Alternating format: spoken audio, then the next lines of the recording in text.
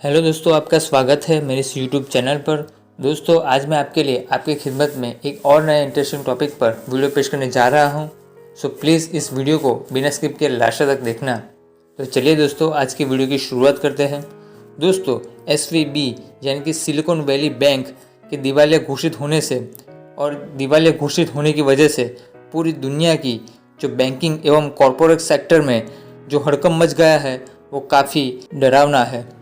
दोस्तों, बात करें साल 2008 की मंदी के दौरान, वैश्विक मंदी के दौरान वॉशिंगटन म्यूचुअल एवं लेमन ब्रदर्स की कंगालियत के कगार पर खड़े होने की वजह से, यानी कि कंगाल होने के बाद इसे सबसे बड़ा आर्थिक संकट माना गया है। यानी कि इस सिलिकॉन वैली बैंक की जो बैंक करप्सी की वजह से इसे लेमन ब्रदर्स के बाद की जो 2008 की मंदी है उसके बाद की ये सबसे बड़ी एक फाइनेंशियल क्राइसिस माना जाता है।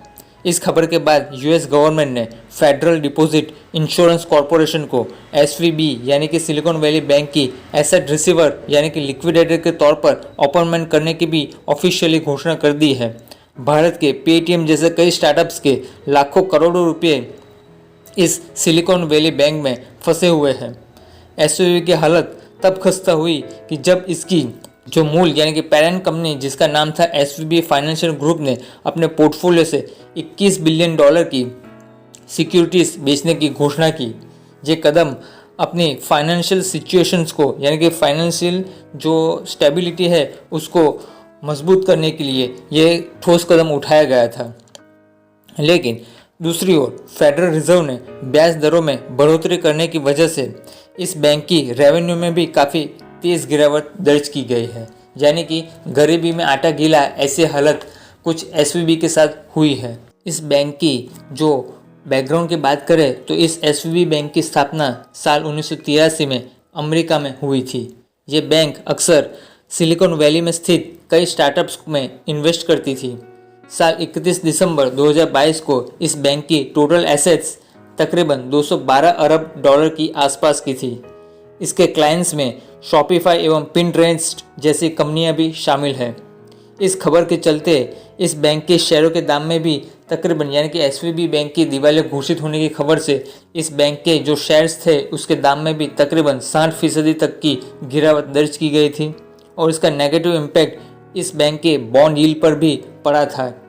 FDIC ने सफाई पेश करते हुए कहा कि ये 2022 से SVB बैंक के $175 बिलियन के डिपॉजिट में से सिर्फ 89% का कोई डिपॉजिट इंश्योरेंस नहीं किया गया है। यानी कि अगर 100 रुपये इस बैंक में हो, इनमें से 89 रुपये की कोई इसमें इंश्योरेंस नहीं किया गया है। यानी कि 89 रुपया अनसिक्योर होता है। यानी कि ये अगर बैंक डूब जाती है तो 100 जो डिपॉजिटर्स के टोटल अगर 100 रुपये इसमें इन्वेस्ट किए गए हो तो इनमें से 89 रुपये टोटली डूब ही जाएंगे। इसको राइट ऑफ ही करना पड़ेगा, उसके सिवाय कोई चारा नहीं होगा बैंक के डिपॉजिटर्स के पास। यानी कि इस बैंक के जो अकाउंट होल्डर है उसको भी बड़ा चूना लग सकता है।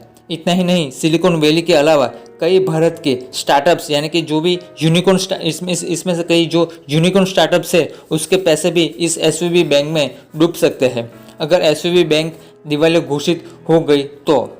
दूसरी ओर लेमन ब्रदर्स जैसी क्राइसिस अमेरिका के शेयर बाजार एवं अर्थव्यवस्था में दस्तक दे भी सकती है, क्योंकि जब 2008 में लेमन ब्रदर्स को दिवालिया घोषित हुआ तो सिर्फ एक ही दिन में करीब अमेरिका के जो यानी कि इस लेमन ब्रदर्स में जो भी इन्वेस्टर्स है, लेमन ब्रदर्स के जो भी डिपॉजिटर्स थे, जितने भी अकाउंट होल्डर थे, इसके तकरीबन $1.2 लाख एक ही दिन में स्वाहा हो गए थे। और उसमें ऐसा भी हुआ था कि अमेरिका के निवेशकों को इतना नुकसान हुआ कि जो भारत की GDP के बराबर माना जाता था, इतनी बड़ी क्राइसिस हो गई थी। लेमन ब्रदर्स की क्राइसिस के बाद मंदी का दौर तब 2008 में शुरू हुआ था और तब उसके बाद टाटा AIG का जो पहले AIG का नाम था AIA यानी कि अमेरिकन इंश्योरेंस ग्रुप और DSP मैरिज लिंच जैसी कंपनियों की उसके अलावा वेल्स फार्गो जैसे कई बड़ी कंपनियां कंगालियत की कगार पर खड़ी हो चुकी थी। लेकिन तब फेडरल रिजर्व ने कई ठोस कदम उठाकर इसमें से कई बैंकों यानी कि इसमें से टाटा AIG में जो AIG है अमेरिकन इंश्योरेंस ग्रुप को कुछ हद तक बचा भी लिया था।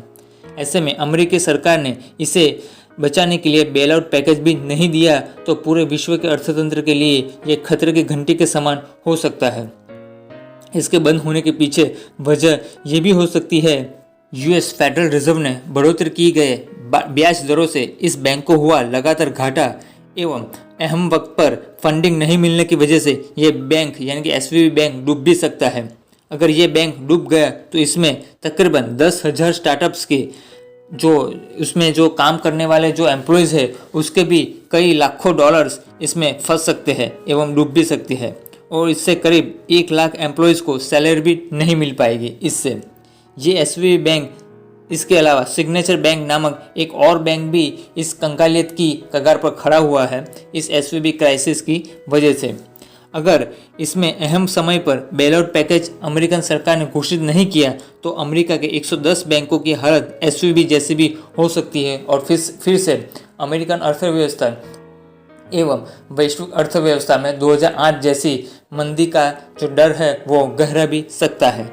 ऐसे में इलॉन मस्क ने यहाँ तक भी कह दिया था कि वे एसवीबी बैंक को खरीदने के लिए तैयार हैं, लेकिन शायद टेस्ला के जो शेयर होल्डर्स हैं एवं उन्होंने नसीहत दी होगी कि अब वे एसवीबी बैंक के साथ ट्विटर जैसा हाल नहीं करें और इसमें यानी कि ट्विटर में जिस तरह से उन्होंने सीईओ को निकाल दिया और उसका जो कमान है अपने हाथों में ले ली, लेकिन इसके बाद ट्विटर के शेयरों की फाइनेंशियल मार्केट एवं यूएस स्टॉक एक्सचेंज में बहुत बुरी तरीके से पिटाई हुई थी। यानी कि आप इस एसवीबी बैंक को एक्विजिशन यानी कि टेक ओवर करने से आप कुछ हद तक परहेज ही रखें। ऐसे में ही टेस्ला के शेयर होल्डर्स एवं स्पेसएक्स के जितने भी एम्प्लॉयज़ है यानी कि इलॉन मस्क की जो जितनी भी कंपनियां हैं उसके अंदर काम करने वाले एम्प्लॉयज़ एवं पूरी जो बाकी के 8-9 कंपनियां हैं उसकी भलाई होगी। लेकिन ये बैंक अचानक डूब कैसे गई, यानी कि कंगालियत की कगार पर यानी कि दिवालिया होने की कगार पर क्यों खड़ी हो गई, इसके पीछे भी कुछ रीजंस हैं। इसमें पहला रीज़न है कि ये बैंक स्टार्टअप्स में निवेश करती थी, लेकिन जो भी स्टार्टअप इंडस्ट्रीज थे उसमें मंदी यानी कि रिसेशन का दौर शुरू हुआ। इसकी वजह से एसवीबी बैंक को दिवालिया घोषित करने की नौबत आ गई। दूसरा रीज़न ये भी था कि फेडरल रिजर्व के द्वारा बढ़ोतरी की गए ब्याज दरों के चलते एसवीबी में ब्याज से होने वाली आमदनी में काफ़ी भारी गिरावट दर्ज हो चुकी थी और एसवीबी यानी कि सिलिकॉन वैली बैंक ने खरीदे हुए बॉन्ड यील्ड में भी काफ़ी गिरावट दर्ज की गई। यानी कि जो फेडरल रिजर्व के द्वारा या फिर अमेरिकन गवर्नमेंट के द्वारा जो भी बॉन्ड्स इश्यूज़ किए जाते हैं उसमें भी एसवीबी ने अच्छे खासे पैसे इन्वेस्ट कर रखे थे, लेकिन फेडरल रिजर्व ने जैसे ब्याज दरों बढ़ाई लेकिन उससे जो बॉन्ड यील्ड है उसमें गिरावट दर्ज होती थी। और ऐसे में अगर जो डिपॉजिटर्स है जो ज़्यादा पैसे निकालने के लिए बैंक में आने लगे तो उसको पैसा देने के लिए अपने को नुकसान झेलकर भी उसको यानी कि एसवीबी बैंक के जो मैनेजमेंट है उसको बॉन्ड नुकसान में भी बेचना पड़ा। इसकी वजह से ये नौबत आ गई है और ऐसे में एसवीबी बैंक की हालत गरीबी में आटा गीला ऐसे हो गई थी और अरबों डॉलर के खरीदे हुए बॉन्ड को लॉस में बेचना अपने आप में इस एसवीबी बैंक के मैनेजमेंट के लिए अपने पैरों पर ही कुल्हाड़ी मारने के बराबर ये डिसीजन साबित हुआ था।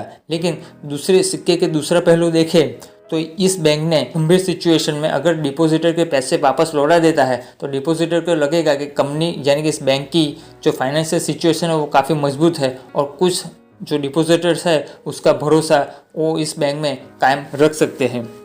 तीसरा ये भी रीज़न हो सकता है कि डरे हुए अमेरिकन जो इन्वेस्टर्स हैं उन्होंने लिक्विडिटी एवं इन्वेस्टमेंट में एक्सपोजर को इस बैंक से विड्रॉ करना चालू कर दिया था, जिससे बाज़ार में पैनिक सिचुएशन का जो हुटर था वो बच गया था और एसवीबी का जो मैथ्स था यानी कि जो मैथमेटिक्स था वो पूरी तरह से गड़बड़ा गया था, जिससे शेयर मार्केट में इस एसवीबी बैंक के जो शेयर्स के दाम थे उसमें 60% तक की गिरावट दर्ज हुई। और दूसरी ओर गरीबी में आटा गीला ऐसे इस बैंक के द्वारा खरीदे गए अरबों डॉलर के जो बॉन्ड यील्ड है उसमें फेडरल रिजर्व के द्वारा बढ़ोतरी करे गए ब्याज दरों की वजह से जो इस बॉन्ड यील्ड में जो गिरावट दर्ज हुई और ऐसे गिरावट में भी यानी कि नुकसान को सहन झेल कर भी जो बॉन्ड को बेचना पड़ा, ये काफ़ी आत्मघाती जो स्टेप यानी कि आत्मघाती डिसीजन साबित हुआ एसवीबी के लिए।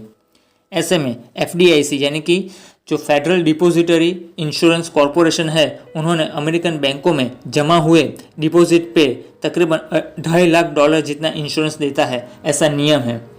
अगर कोई बैंक डूब जाए तो $2.5 लाख ही इस डिपॉजिट को सिक्योर माना जाता है, यानी कि इन्वेस्टर्स है, यानी कि कोई अकाउंट होल्डर है, उसके जो $5 लाख इसमें इन्वेस्ट किए गए हो, $5 लाख की डिपॉजिट हो, लेकिन उसमें से सिर्फ उसको $2.5 लाख ही मिल सकता है, क्योंकि $2.5 लाख जितना ही वो FDIC उस डिपॉजिट के ऊपर इंश्योरेंस प्रदान करता है।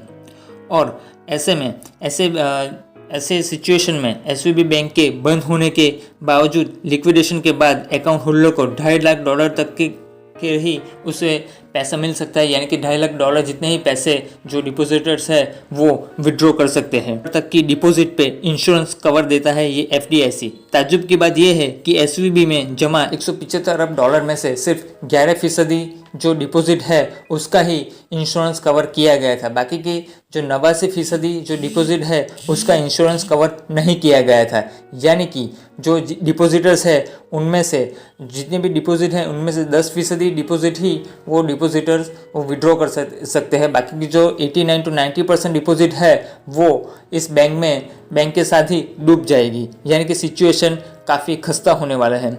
इस पूरे मामले में विलन बने इस SVB बैंक के CEO ग्रेग बेकर, जिन्होंने इस बैंक के दिवालिया होने से पहले ही उन्होंने $36 लाख के शेयर्स बेच दिए थे, जिससे इन्वेस्टर भड़क गए और उनके ऊपर कई मुकदमे भी अमेरिकन कोर्ट में दर्ज किए गए और उन पर शेयर होल्डर्स को धोखा देने एवं गुमराह करने का भी आरोप लगाया गया था। लेकिन गौर करने वाली यानी कि देखने वाली बात यह है कि हिंडनबर्ग एवं सोरोस ने भी बिना वजह अदानी ग्रुप के ऊपर 300 से 400 पन्नों की रिसर्च रिपोर्ट जारी कर दी थी, और जिससे भारतीय शेयर बाजार में तबाही का मंजर देखने को मिला था। लेकिन उन्होंने SVB बैंक में इतनी बड़ी उथल पुथल के बावजूद भी एक छोटी सी भी टीका टिप्पणी यानी कि रिपोर्ट तो क्या एक शब्द भी नहीं बोला। तो इस सिलिकॉन वैली बैंक क्राइसिस ने हिंडनबर्ग को आईना दिखाया एवं एक मैसेज भी दिया कि जिसके घर शीशे के हो वो दूसरों पर यानी कि दूसरों के घर पर पत्थर फेंका नहीं करते। तो ऐसे में मौके की नज़ाकत को समझते हुए अदानी ग्रुप ने भी हिंडनबर्ग के ऊपर हमला बोल देना चाहिए। यानी कि हमला तो नहीं, इसका मतलब ये है कि ऐसे सिचुएशन में हिंडनबर्ग को एक नसीहत देनी चाहिए कि इस फाइनेंशियल स्कैम के नाम पर अदानी ग्रुप को बदनाम करने के लिए जिस तरह हिंडनबर्ग ने कोई कसर बाकी नहीं रखी, तो अब ये SVB क्राइसिस के मामले में चुप क्यों है? क्यों SVB बैंक करप्ट होने से पहले उसमें चल रहे फाइनेंशियल स्कैम का भांडा क्यों नहीं फोड़ा? क्यों SVB के मामले में एक्टिव विसल ब्लोअर की भूमिका हिंडनबर्ग ने नहीं अदा की? क्यों सिलिकॉन वैली बैंक क्राइसिस में एक्टिव विसल ब्लोअर की भूमिका सोरोस एवं हिंडनबर्ग ने क्यों अदा नहीं की? तो इन सारे विधेयक सवालों का वो जवाब कैसे देते? क्योंकि सोरोस एवं हिंडनबर्ग दोनों जानते हैं कि घर का भेदी लंका ढाए, यानी कि अपने ही देश की बैंकों में ऐसा स्कैम चल रहा है, तो फिर उसके बावजूद क्यों वो अदानी ग्रुप का मुंह काला करने गए थे? वो खुद ही अपना मुंह काला कर लेते तो काफ़ी अच्छा रहता। हालांकि भगवान का लाख शुक्र है कि SVB का चाहे जो भी हो, SVB बैंक अगर तैर जाए या फिर डूब जाए या फिर SVB बैंक दिवालिया घोषित हो जाए, लेकिन ऐसे मामलों में भी भारतीय स्टार्टअप्स एवं भारतीय शेयर मार्केट्स के ऊपर जो नेगेटिव इम्पैक्ट होना चाहिए वैसा हुआ नहीं, और ऐसी जो न्यूज़ थे और ऐसे सिचुएशन में भी भारतीय स्टार्टअप्स एक अच्छी तरह से इस महामंदी के दलदल में से कुछ हद तक बाहर आने में सफल हुए। लेकिन ये SVB बैंक क्राइसिस भारतीय अर्थतंत्र एवं भारतीय स्टॉक एक्सचेंज एवं भारतीय स्टार्टअप्स को ये सबक दे के गया है कि उसमें से हमारे स्टार्टअप्स एवं भारतीय अर्थतंत्र को सीख लेनी चाहिए कि भारतीय अर्थव्यवस्था को डॉलर के ऊपर अपनी निर्भरता को घटाना होगा एवं उसे डॉलर यानी कि अमेरिका, यूरो एवं यानी कि यूरोप एवं रूबल यानी कि रूस यानी कि इन तीन महाशक्तियों में अपनी आर्थिक व्यवस्था को इन तीन महाशक्तियों के बीच अब संतुलन बनाकर अपनी फॉरेन ट्रेड पॉलिसी का निर्माण करना होगा, उसका फ्रेमवर्क करना होगा। अमेरिका के ऊपर हमें निर्भरता इसलिए भी घटानी होगी क्योंकि इतिहास गवाह है कि 20वीं सदी में आई ग्रेट डिप्रेशन एवं 21वीं सदी यानी कि 2008 में हुई जो वैश्विक महामंदी जो अमेरिका से ही शुरू हुई थी, यानी कि इस वैश्विक मंदी का जनक ही अमेरिका है। अगर हम यूरो के साथ यानी यूरो में ट्रेड करें तो यूरो एवं डॉलर के बीच जो एक्सचेंज रेट है वो काफ़ी कुछ हद तक का जो डिफरेंस है वो काफ़ी कम है। यानी कि हम यूरो में भी ट्रेड कर सकते हैं। और हम अगर रूस की अर्थव्यवस्था के साथ अगर ज़्यादा डीलिंग करें, ट्रेड करें, तो हमारे रूस की करेंसी जो रूबल है उसके एक्सचेंज रेट में सिर्फ 10 पैसे का ही फ़र्क है। यानी कि हमें अब यूरोप एवं रशिया को फोकस में रखते हुए हमारी फॉरेन ट्रेड पॉलिसी का निर्माण करना होगा। तो दोस्तों, कैसी लगे आज की मेरी वीडियो? आई होप आज की वीडियो आपको ज़रूर पसंद आई होगी। पसंद आए तो वीडियो को लाइक ज़रूर कर देना, अपने दोस्तों और रिलेटिव के साथ मेरे इस वीडियो को शेयर करना। चैनल पर नए हो तो चैनल को सब्सक्राइब ज़रूर कर देना, ताकि मेरे आने वाले से कई इंटरेस्टिंग वीडियो की नोटिफिकेशंस आप तक नियमित अंतराल तक पहुंचती रहे। So thank you.